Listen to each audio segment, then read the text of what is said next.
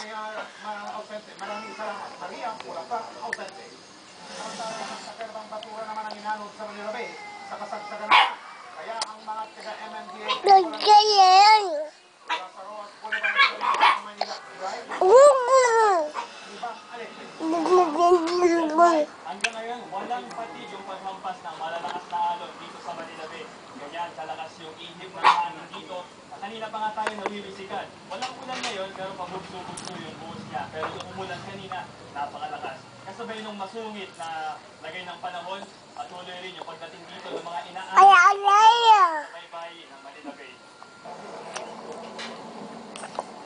Kasabay ng paghampas ng malalakas na alon dito sa Manila Bay, ang pagkaanod na naman ng toneladang basura. Nagmisulang dump site na nga ang Manila Bay. Kaya ang Metro Parkway Cleaning Group ng MMDA, walang tigil sa paghakot. Nandito nila, nasa 25 dump trucks na napupuno nila. Sa estimate namin, nasa na to? Siguro nasa kulang-kulang 100 cubic meters na. Pero kung ang mga residente sa Paseco, Maynila ang tatanungin, malaking pakinabang ang mga inanod na basura. Sinisin nila ang kunin ang mga kahoy na maibenta o gawing materyales para muling maitayo ang kanilang mga bahay na inararo ng barge pagsagsagan ng bagyong Hilaire. Nanatili naman sa evacuation center ang 50 pamilyang apektado sa baha. Hindi makontrol yung surge ng basura dito sa Manila Bay. Umasa yung DPWH ng bagong seawall yung mga storm surge. Pero ilang buwan lang mula buksan nito, nakakita raw sila ng maliliit na bitak dito. Pero pinaliit ito ng Department of Public Works and Highways. Ito po ba yung sinasabi nila na nabitak? Airline crack ang tawag dito. Ito. Airline crack po. Due to fluctuate. Hindi ba ito nakaka-apekto ang structural integrity na? Actually, nakapatok lang yan doon sa structural.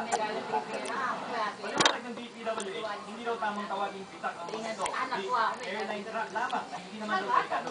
Ayon sa DPWH, considero na kulang ang concrete epoxy ang finishing ng ilang bahagi. Kaya tila nagkaroon ng maliliit na crack dahil sa init at lamig. Pero dapat ipag-alala dahil may mga nakabaong bakal ang pundasyon ng bagong seawall.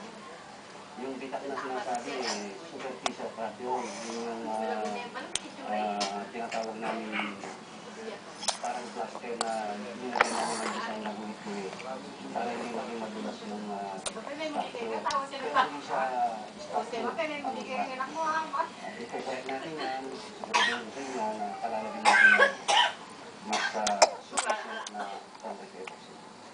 Magugulita noong bumabalo sa mga naglalakilang alon ng malalakas ang bagyong Catherine, nasira ang ilang bahagi ng baywalk.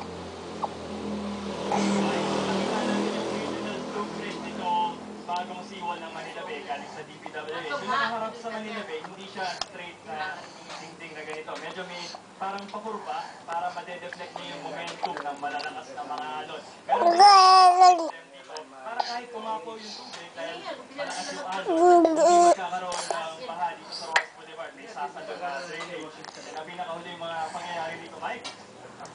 Merong balita na akong informasyon na pati yung mga tayo.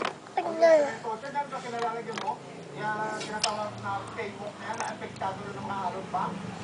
Dahil yung ano natin, yung paggawa ng bagong baywalk, inumpisahan nila yung structural muna. Hindi pa tapos yung lokal na pamahalaan ng Maynila yung pagkabit ng mga tayo yung nakasoka doon. Pero may mga ilang bahagi na siguro iisipin nila nasira, pero yung iba, hindi pa nilalagay yung mga tayo kasi nandito nakapungkol pa yung mga bagong tayo. So, ongoing pa lang po. Okay, pagkatapos sa ang ilan sa mga apektado dyan, yung ilang puno dyan sa Roas Boulevard. Sa pagkakataong ito, may napagtuwang ba o wala naman ka na? Dito sa kahabaan ng Roas Boulevard, marami dito, puro puno ng yun. Wala namang nabuwal, pero kung papansin ninyo, tila yung mga hugis ng dahon ay tila one-sided yung hairstyle nila. Kasi walang patulong pa napakalakas na hangin dito. Maraming salamat, Bang Alec. Paano natabunan ng landslide?